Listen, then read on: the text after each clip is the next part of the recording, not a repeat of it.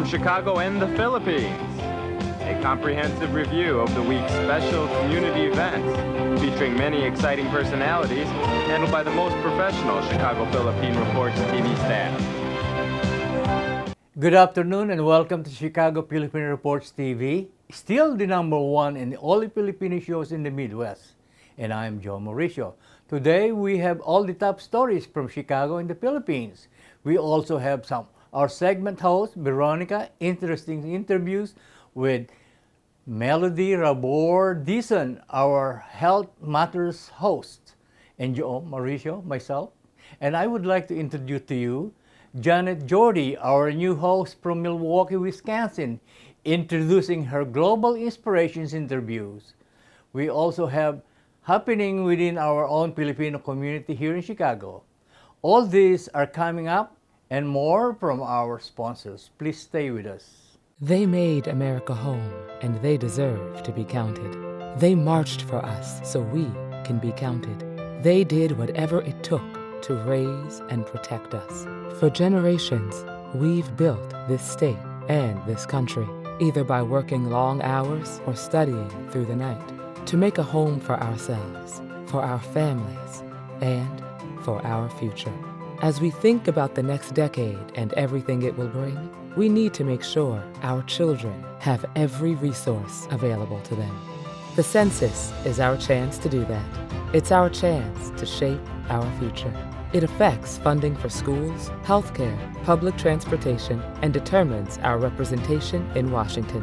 We can't wait another decade, and we can't be overlooked. But time is running out. Fill out the census and be counted today. It's safe. It's confidential. Go to my2020census.gov to fill out the census today.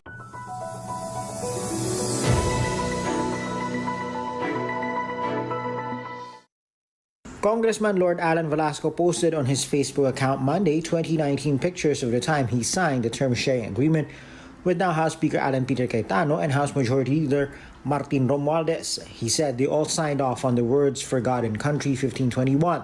Velasco now wants Cayetano and Romualdez to keep their end of the bargain. He points out Cayetano's 15-month term expires this week and insists he must assume the country's fourth highest post for the next 21 months, beginning October. But for Cayetano's allies in Congress, the term-sharing agreement brokered by President Duterte himself is a thing of the past. Deputy Speaker Dan Fernandez claims it is Velasco who betrayed that deal when he supposedly launched two failed coup attempts against Cayetano over the issues of the budget and committee chairmanships. There are some people from Lord Alan Velasco na trying to make a situation, real intention, to malign the personality of our leader, si Speaker. But in truth and in fact, kanilang idea ay talagang guluhin at palitan si Speaker Alan Cayetano. For Deputy Speaker El Rey Villafuerte, Velasco is an absentee and lazy congressman who lacks the experience to lead the lower chamber. He also points out Velasco's silence on hot-button issues like the anti-terror law, ABS-CBN franchise, and coronavirus relief measures. Fernandez adds the change of leadership will disrupt the vision and agenda of the lower chamber until the end of the president's term.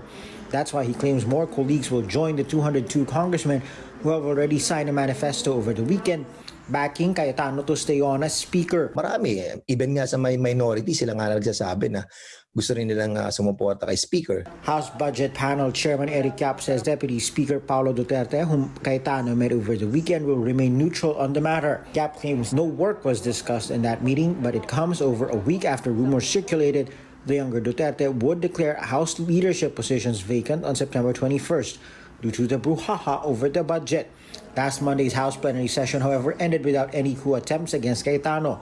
For Minority Leader Bienvenido Abante, only the President has influence on the matter of the House speakership. I think the influencing factor there is not Sara Duterte, but the President. I would not in any way try to say the real influence of this thing, but the real influencing factor is the President. Not the President's daughter, not the President's son.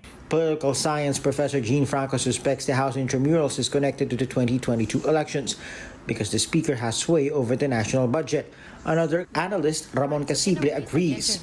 Every politicians out there would be thinking of a new arrangement And considering that the president is not anymore running, you have to balance that with regards to your own plans. Malacanang says both camps will meet again with President Duterte on Tuesday night to settle the question of the speakership, just as they did in 2019. He wishes that the two leaders will honor their words. However, kung wala talagang numero po si Congressman Lord Alan Velasco, wala na pong magagawa ang presidente. The Philippines COVID-19 Interagency Task Force will decide on Monday whether to downgrade the general community quarantine status of Metro Manila, which is set to end on Wednesday, September 30th. Presidential spokesperson Harry Roque says data shows some cities may transition to a looser restriction next month. But Metro Manila mayors want the National Capital Region to remain under GCQ until the end of October. Kausapin namin yung mga professional health worker natin, nire-recommend natin nila na mag-GCQ muna rin tayo. Metro Manila Council Chairman and Parañaque Mayor Edwin Olivares says even if Metro Manila shifts to a more relaxed quarantine status, local government units can still implement localized lockdowns as needed. The Philippine National Police, for its part, asserts it is ready for a possible shift to looser restrictions in the capital region. But researchers from the University of the Philippines note easing rules would be a premature move. Once na binago natin yung mga ginagawa natin, yung mga interventions and protocols natin, there is always a risk na magkaroon ng surge. Maganda naman yung trend natin. Pero kung at the rate we're going, baka sa end of October, baka mga nasa 500 cases na lang tayo per day. Health Undersecretary Bong Vega is also concerned the country's critical utilization rate is not low enough to be able to accommodate a more relaxed GCQ. Talagang gustuhin natin na de-escalate or ma-MDCQ dapat ho below 60% or nasa moderate risk. Pero as of now, makikita nyo ang ICU natin nasa mga 63% or nasa pa rin tayo, modified risk. As of September 28, 44% of ward beds and 47 of ICU beds are occupied, far from what the DOH considers the danger zone, or 70%. But COVID-19 infections in the country are again on the rise as it breached 3,000 Monday, after almost a week of cases less than that number. But the health department says the task force does not only look at the number of COVID-19 cases in deciding on the community quarantine status of different areas. We look at especially and most importantly the health system capacity. The country's COVID-19 reproduction number continues to be below 1, and the positivity rate is still way above the World Health Organization's benchmark of 5%. Via Times, vital news, vibrant views for the Filipino Asian communities in Chicago. Via Times for your most interesting and exciting reading and your party coverages. Via Times has very interesting columnists. You name it, Via Times has it. Law, Filipino news, dentistry, immigration, humor, serious opinions, health, beauty, mysticism, Bata Corner, showbiz, and intelligently written editorials. Call Via Times at 773-866-0811.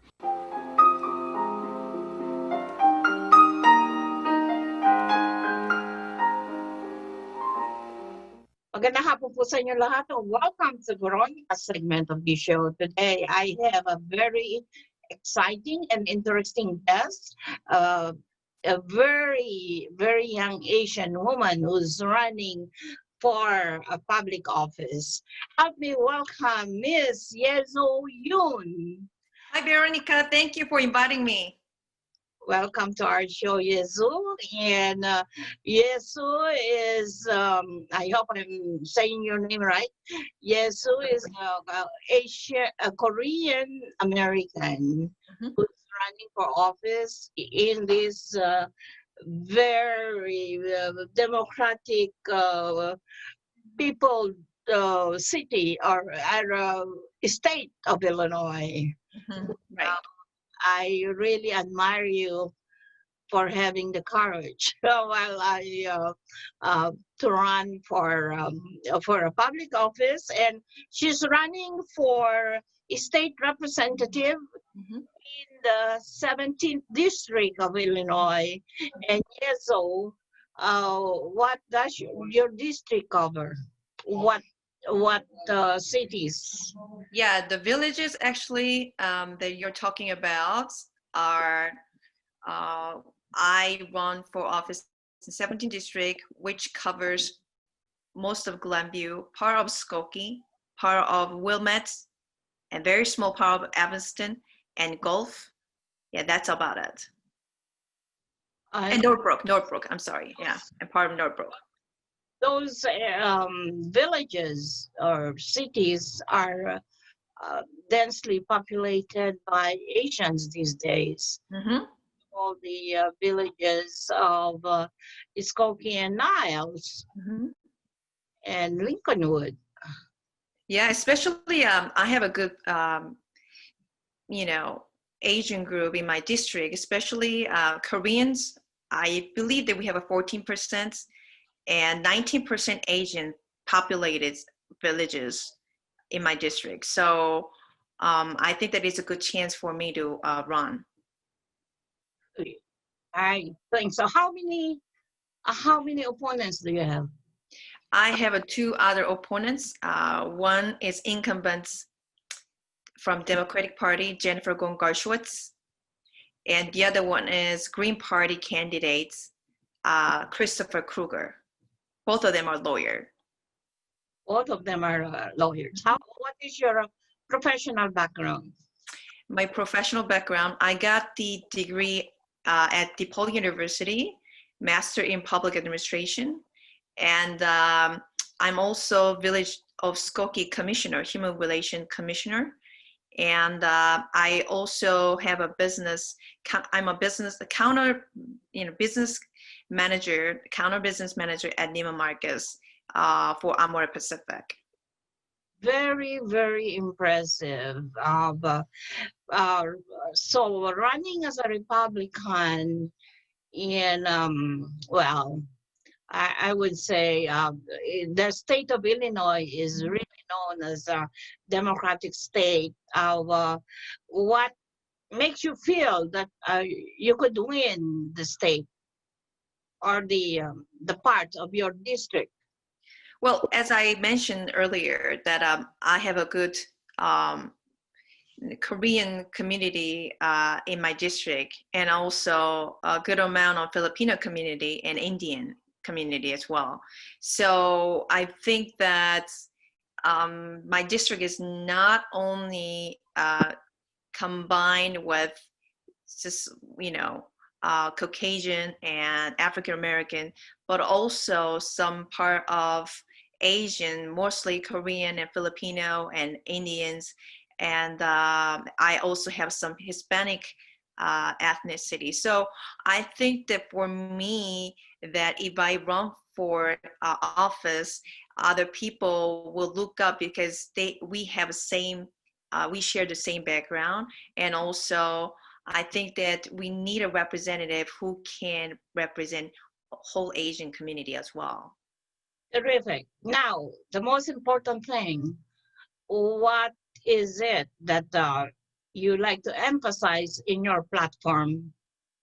Yes, first of all, Illinois has one of the high tax rates in the nation, and financially we are 49 ranked in the nation. So that means we have a lot of debts, and the taxes are high, and we had to stop raising taxes because middle class will suffer most. So I would like to stop raising any taxes, but focus on our spending, how we can eliminate our spending. And then second of all, I would like to support fair map, which means opposing gerrymandering in the Illinois General Assembly. This means I want to work towards a fair, equitable restricting that will represent our citizens, not either political party. I think this is really important. And third of all, I would like to find a solution to Reproductive Health Act, which Democrat passed last year, abortion up to birth with our taxpayers' money. We don't have money. Why do we have to pay for abortion? This is murder and infanticide. After 4 months, the baby can feel, it's not even fetus.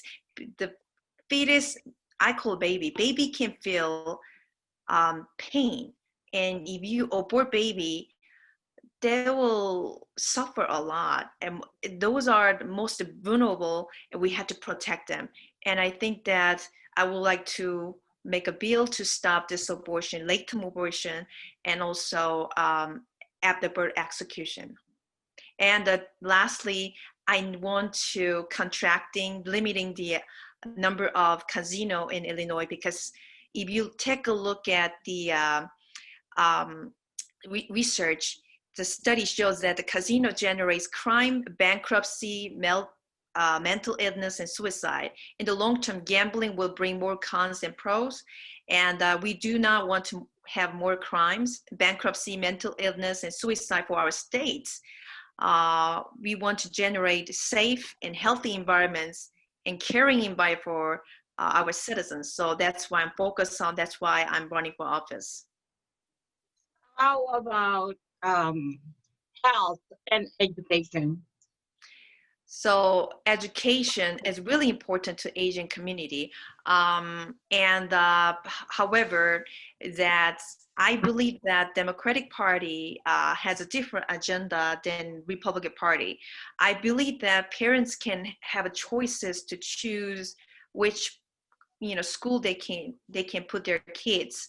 But Democratic Party wants to get rid of a private sector, and also what they're promoting is they are hiding their agenda in the education system. And a lot of our universities are teaching nowadays to our students Marxist ideas. That's why a lot of people, think that what is righteous they think that what is righteous as a wrong thing, and what is wrong doing they claim as righteous. So I think it's really important for us to change the education system and make it more cheaper price for other people to afford. Very good. I really like your agenda, and I wish you good luck for that. And one last question: what made you decide to run under the banner of a Republican Party? Yes. The reason that I decided to run as a Republican Party ticket is that what Republican Party pursue at this moment actually align with my agenda, which is pro-life, and we are pro-Constitution, pro-America, and we would like to get rid of those, higher taxes. So so that's why I think that it's important for me to run as a Republican, and that's why I try to join with them. Do you think once you win in this election, you would have time to see all the Asian ethnic groups? Of course. As you remember that I'm a singer, I would like to join you guys in the future in the events, and I can sing for you guys. I think that the real public servant has to serve the citizen, not to control them. So that is really important for me to have, and also generate those kind of atmosphere. Serving attitude is my agenda, and I think that I would like to, even sing and also participate more in the Filipino community as well. I wish you good luck, and I wish and pray that you would win. And I really, you're my Facebook friend, and I see some of your posts. Thank you so much. And I wish you good luck and good health. And thank you for gracing our show today. Thank you so much, Veronica, for inviting me. Thank you, everybody. God bless you all. God bless you.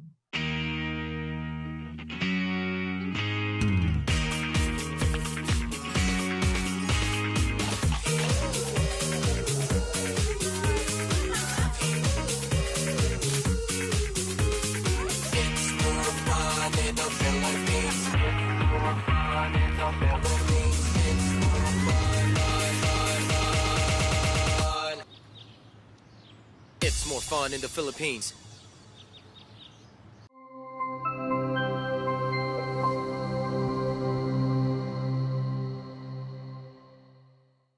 Good day. We're so happy to have a very special guest today. She is an inspirational speaker, a coach, and an author. Ladies and gentlemen, I am so blessed to have Mary Helen Conroy. Oh, Jeanette, it's a real pleasure for me. So, Mary, when we hear the word COVID, right, it's so frightening, it's so scary, it's all negative. You watch on TV and they're all negative. You listen to the radio in the car and they're all negative. Right. Do you have any experience, positive this time, that you can share with us that happens to you during the COVID time? That's not negative. Yeah, negative. Well, the little bit of negative is that I'm in that age group. Okay. Okay. The second piece is that I refuse to go out without a fight. Okay. If my time is during COVID-19 in the year 2020, then I've got to get my acting gear and make sure that I do things that will inspire people to keep going. Okay. And that's why I worked with an author, Lisa Konecki. Okay. She Zoomed me and said, my dream is to do a book. Okay. And I said, okay, fine. She said, I want the book by June 1st. And this was April 28th. I said, okay. And we worked, and we have a #1 best-selling book And what's the after title? 43 days. It's Be an Inclusive Ally. Ah. And we all need to be allies, regardless of what ally we need to be. We need to be an ally right now. But we went from 43 days of her finishing the book to #1 Kindle bestseller. Oh my gosh, that's Talk good. about a pandemic project. Yeah. And it only happened because we both had time. Oh, yes, exactly, right? I wouldn't have had time to do Exactly. this. You know, with your calendar empty, you can do lots. Yeah. So I was able to assist her to get her dream. Yeah. And that to me is over the top. I started on Facebook, some blogettes, I guess I call them, and it was stay clear during the chaos. Okay. And in order to stay clear during this chaos, we need to create, we need to learn, we need to excite ourselves, we need to adapt, and we need to reinvent the letters of clear. Yeah.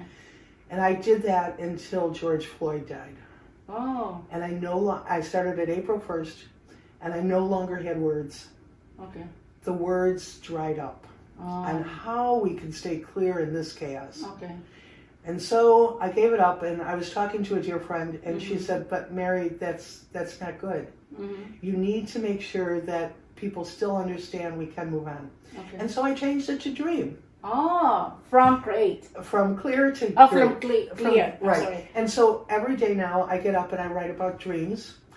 Today's is about my fortune cookie. Okay. And my fortune cookie said that you can do the dream that you can shape in your mind, just like you did. Yeah. Oh, This thank you. is your Yeah. fortune.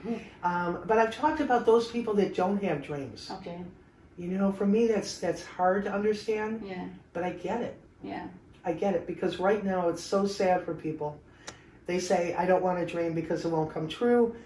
My other dreams I will haven't just come get true. hurt. You Right, know. I'll just get hurt. I will be frustrated if my Right. dream will not come true. Right. And so I started a new website called Your Heart Dreams. Okay. YourHeartDreams.com. And in there I have all my blogs, and there's 40 of them in there right now, to try to inspire us past this. Okay. So I'm doing my writing, my own writing, and then I'm working with 2 other people to get their books published. Okay. So that's what I do right now. So talking about these books, your amazing Itty Bitty Retirement Book and Be an Inclusion Ally, they're both available on Amazon. Absolutely. Okay. And when you're ready to do your book, just let me know. So, but COVID happens. I was about to interview them. I was about to go to the Philippines to interview the victims, but COVID happens. No, but you And still this got your books. happens. I know, but when you're ready, just let Exactly. me know. So, you are in the community. Can you share with the viewers any inspirational comments for them? It's my my main thing is life's a daring adventure, and you're not done yet. Okay. I would shout that from the rooftops. Okay. Life's a daring adventure, and you're not done yet. And if you're not dead, you're not done. and figured out what that is because you matter. Yeah. So those two topics for me, it's in my blood. It flows. Okay. I told a 92-year-old man, I was at lunch with him and he was next to me and I tapped his arm and he said, "So what's that title again?" I said, "Life's a Daring Adventure. If you're not done, if you're not dead, you're not done." And he went, "Oh, that means me too." I said, "You're not done, are you?" I think we give up. Yeah. We give up on our lives. Exactly. We didn't need COVID to kill us. Mm-hmm. It may. It's all right. Yeah. Whatever that's supposed to be, I can't control that. I can't control it all. But I can control what I do during COVID. Exactly. And if I can't reach out to people and talk to them and make them feel that life's still good, then I'm not doing my job. And that's why I do what I do. It's a very interesting interview with you, Mary Helen Conroy. So thank you very much, Mary Helen Conroy, for a very interesting interview this afternoon. To the viewers, if you want to be seen, if you want to be heard, and if you want to be an inspiration to the people of the world, global inspiration. Thank you very much. Thank you, Jeanette. Good day, everyone. Welcome to Global Inspiration. We're so lucky today to have a very special guest. She is an Alzheimer's ambassador with Alzheimer's Nash Association. She's a community leader and an advocate for women's rights. Ladies and gentlemen, Fatou Sisi. Welcome for coming here. Before we proceed to the interview process, I'd like to remind the viewers to hit on the red subscribe button and the bell button so you will get a notification every time there is a new video being released. Ladies and gentlemen, Fatou Sisi. Good afternoon. And I would like to add that Fatou is also an Alzheimer's Advocacy Awardee, and you are also a nominee of Young Athena Professional Award. My goodness, that's really good. That's really good. Well, thanks for having me. Yeah, thank you. So I am curious, and the viewers are also curious. How long have you been in America? I've been here nearly 20 years. Oh. A few months shy of 20 years. Oh, okay. Just like me. I've been in America will be 20 years next year, July. Okay. July. Mine will be January 2021. Okay. So, did you go to college here? Yes. I went to, I did my undergrad here and also a graduate certificate here. So I went to Edgewood. All of them are in Madison. Okay. Went to Edgewood and then from there I went to the UW. Aha. That's really good. What exactly do you do? Because there's a lot of viewers, even myself, when you have questions about Alzheimer's, you ask Fatou. So what exactly do you do? Do you have a business? Do you go to work or what do you do? Yeah, so it's funny you actually mentioned that because I get questioned a lot about Alzheimer's. when friends and families and people who just know my work have questions on that. It's easy for them to contact me, and it's always my pleasure to answer their questions as much as I am able. Alzheimer's is one of those things that are personal for me. Okay. So one of my grandmother had it on my dad's side, but also my work, we tend to work with a lot of people who have Alzheimer's because we work with the elderly. So you asked about my work. I own a home care agency. Oh, okay. It's called Care to Home Care, and we work with the seniors throughout Dean County. Oh, that's good to know. That's good to know. Yeah. So I understand you're so active. You're all over the place. You have the Alzheimer's Association. You're a community leader, and you advocate women's rights. Can you explain some of this advocacy or talk more about this? So as far as advocacy, you're right. I did all of this, and I continue to do the women issue advocacy, the Alzheimer's policy advocacy, and the latest one that I've added on my list is actually immigration advocacy. Oh, that is that's good. Yeah, that's something very new that Joanne Gruber-Hagen, who Yes. you know, and I have been working on.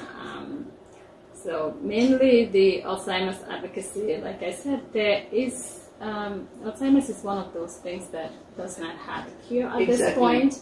There is no treatment, and there isn't even anything that could slow it down. Yeah. So for that reason, it requires, it really demands that hands-on, all hands-on deck kind of thing, that everybody needs to get involved, and we need to look at it in all angles, not just care and support, but also on the policy aspect of it, so we can speed up the process, the research to be able to get to that point of getting the treatment.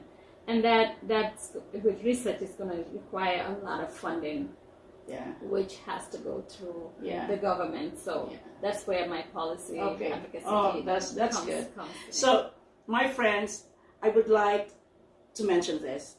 Fatu is wearing a national dress from West Gambia? No, it's just a regular West African clothes. Yeah, and she's from West, the Gambia, the West Africa. That's why she's wearing that.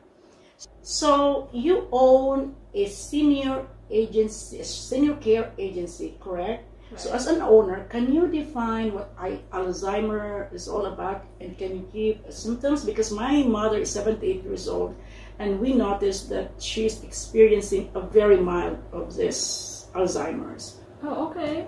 So, well, Alzheimer's, typically it is a gradual loss of memory. Yes. So, it happens when the brain have those what they call plaques and tangles. So it makes the communication between the neurons difficult to happen. So those are all very scientific, and I'm not going to get into that. But what it is that what that does is that it makes the individual have hard time remembering. So they forget about things, and they gradually repeat things over and over again. And they're easily paranoid. They are usually suspicious of other people. So those kind of it affects the way they interact with people, their behavior. Correct. But it's a brain issue.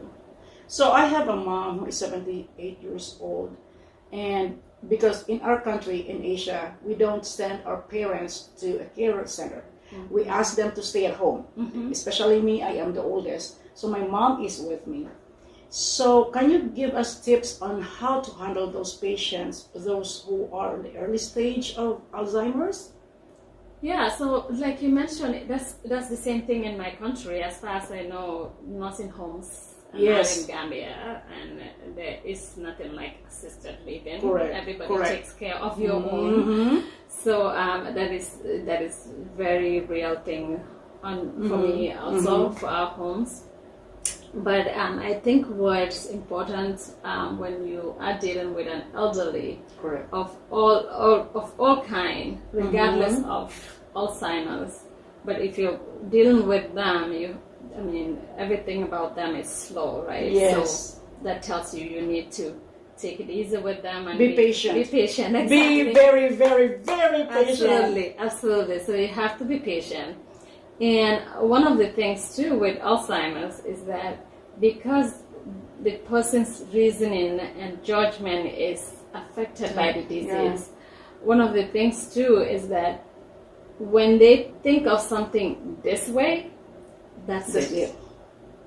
So your best bet of working with them is agreeing with them on that, while at the same time trying to redirect them. Yeah. So in the process of agreeing with somebody on something that you know that is not true, right? It's hard. Yeah, so we call that like therapeutic fibbing. Exactly. So you're sort of like lying about things, but you're making it work because your truth really doesn't matter to them. So having that concept of how you work with them, trying to redirect them and trying to be patient with them is the key. If you can do those things, Patience. yeah, patience and redirecting their thoughts and agreeing with them, knowing that your no is never going to become a yes to them, you know, a no to them.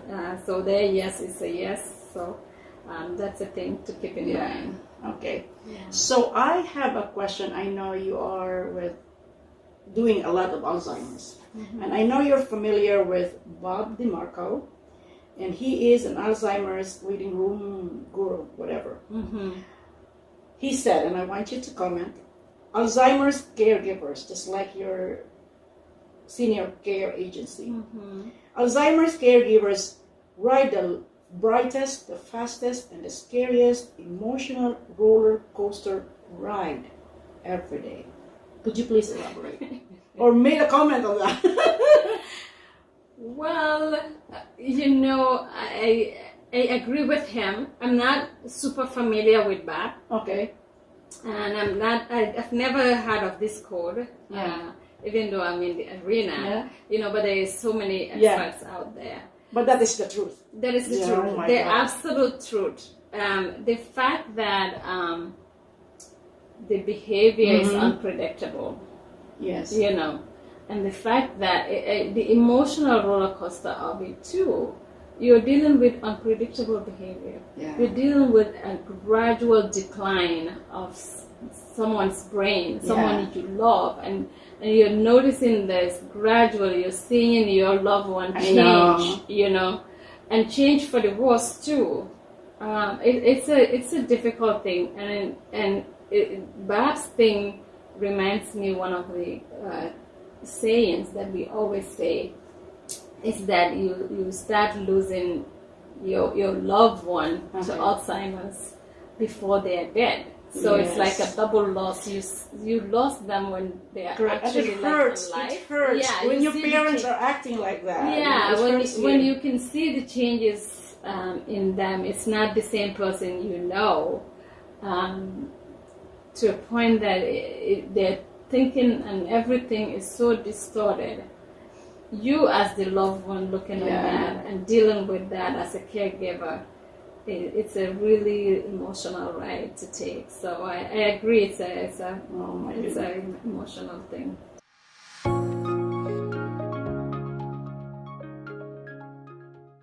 We would like to welcome all of you to Baladna Jewelry. We have a very big selection of 21 karat gold jewelry imported from the Middle East, from Dubai, Saudi, and Bahrain. And we have a very big selection of diamond.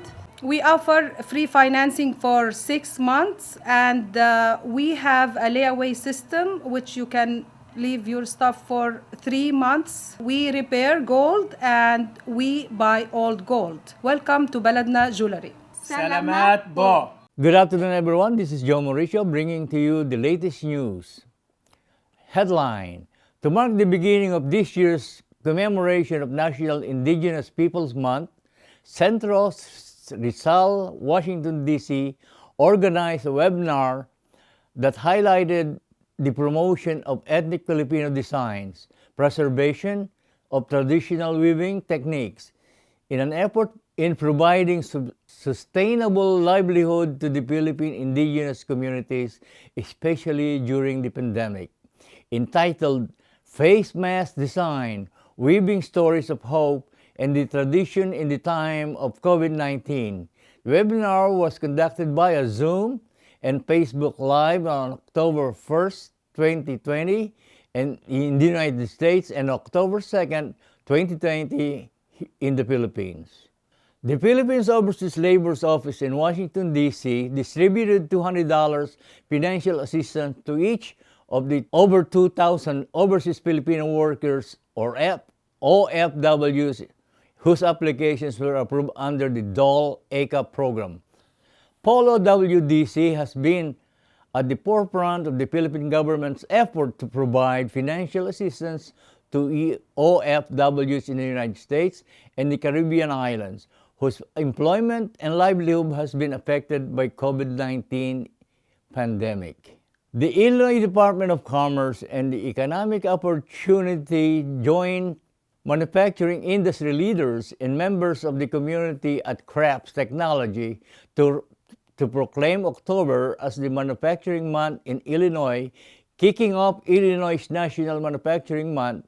In the event was held to recognize the contribution of Cprtv as well as the hundreds of other Illinois companies that have stepped up, joined the statewide response to the pandemic. Since COVID-19 hit, manufacturers have played an increasingly important role in protecting and empowering Illinois communities. It is estimated that over 1,000 Illinois manufacturers and distributors stepped up to support Illinois and the broader community by shifting operations to manufacturers and deploy the life-saving personal protective equipment necessary to fight the pandemic or COVID-19.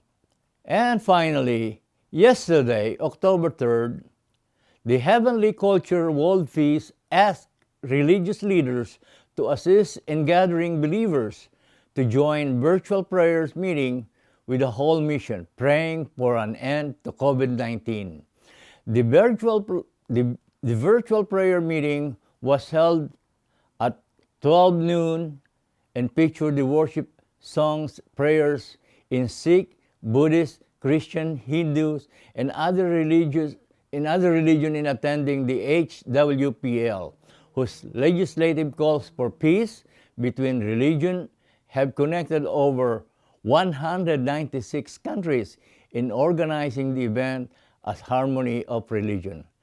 Attendees prayed for the end of the COVID-19 and for the unity of religion, for strengthening of leadership, and health professional for peace. And this is Joe Mauricio, and that's the latest news from abroad, Chicago, and Illinois. Mabuhay!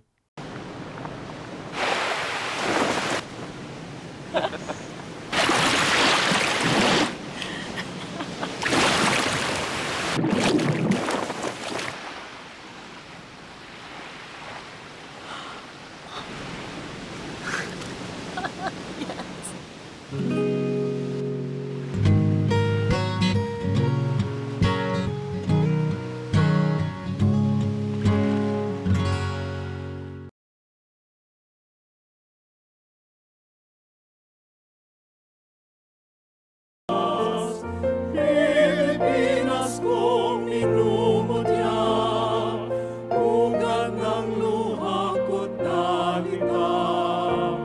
Aking anika, makita kang saktan laya. Aking anika, makita kang saktan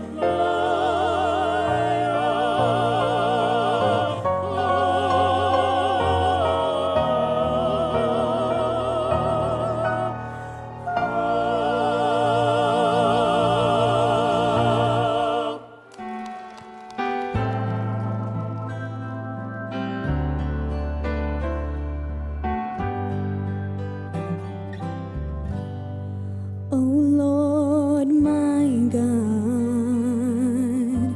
when I in awesome wonder consider all the worlds thy hands have made, I see the stars, I hear the rolling thunder, thy power throughout the universe displayed. Then sings my soul, my Savior God, to thee. How great thou art, how great thou art. Then sings my soul, my Savior God, to thee.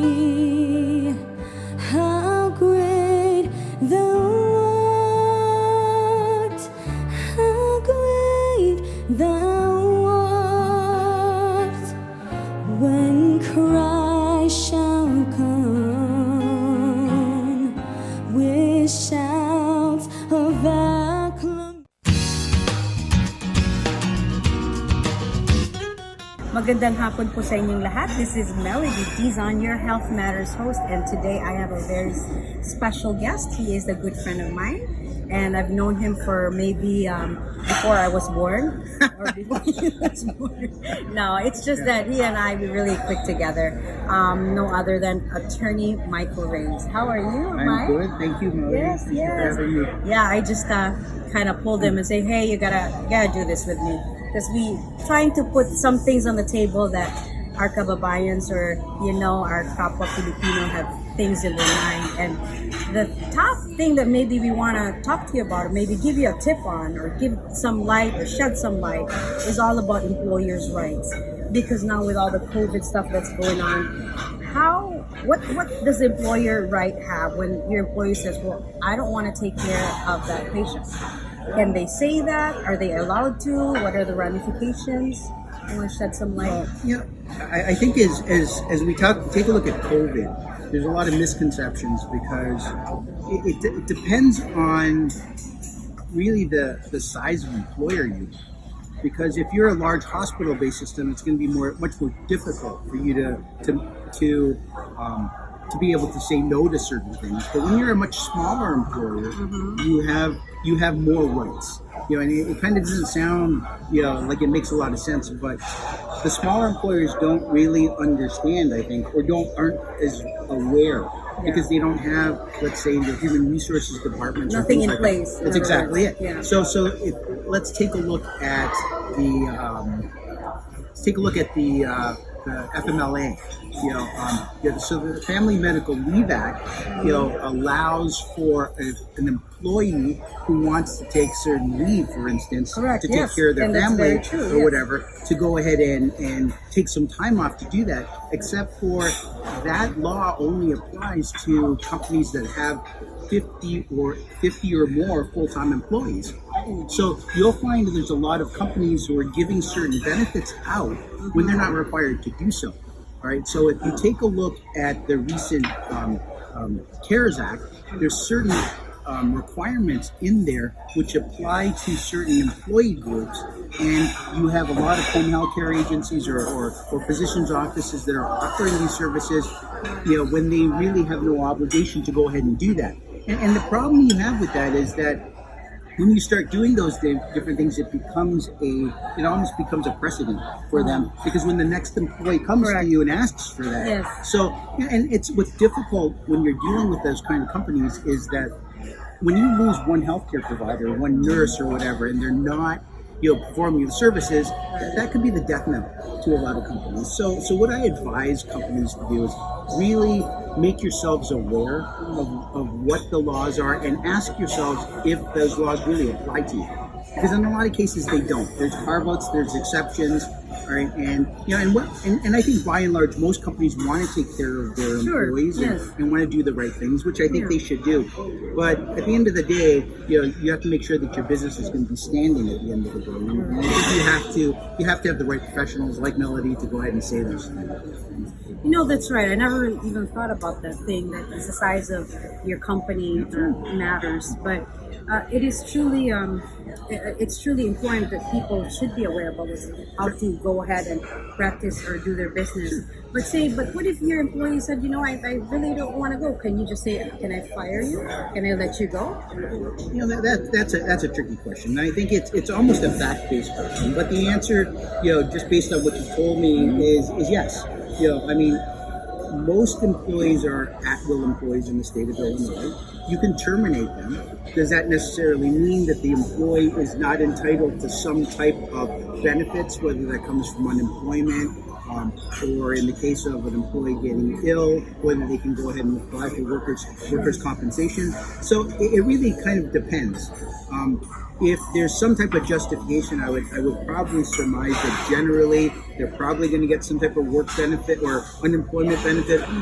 But the answer to your question simply is, you could probably terminate their employment for those reasons, as long as it's not it's not punitive. Right. You need to punch them. That's right. Oh my God. I learned so much from the few minutes that I talked to him. I bet you guys did too. And this is just a short segment. So maybe write me an email or give me a call and say if you want more of these topics, because we could certainly delve into that in later shows. So I think this is just my few minutes sense in for this week. My name again is Melody Dizon, your Health Matters host, and my guest for today is attorney Mike English. Thank you so much. They made America home, and they deserve to be counted. They marched for us so we can be counted. They did whatever it took to raise and protect us. For generations, we've built this state and this country, either by working long hours or studying through the night, to make a home for ourselves, for our families, and for our future. As we think about the next decade and everything it will bring, we need to make sure our children have every resource available to them. The census is our chance to do that. It's our chance to shape our future. It affects funding for schools, healthcare, public transportation, and determines our representation in Washington. We can't wait another decade, and we can't be overlooked. But time is running out. Fill out the census and be counted today. It's safe. It's confidential.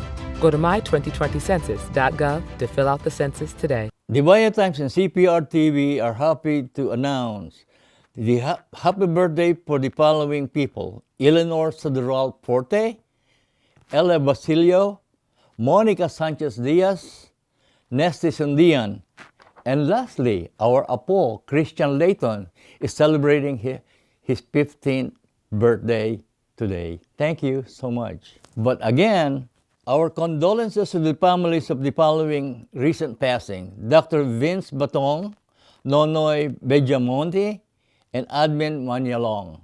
Again, our condolences. Well, happy month for the celebration of the Filipino American Historical Month. This is a month for the whole month of October. I would like to thank my doctor, Dr. Thomas Malvar, my amigo, my friend, for treating me good and taking care of my health. Maraming salamat, Dr. Thomas Malvar. Thank you. Thank you very much for watching our show. This is Joe Mauricio. Hope to see you again next week. And mabuhay!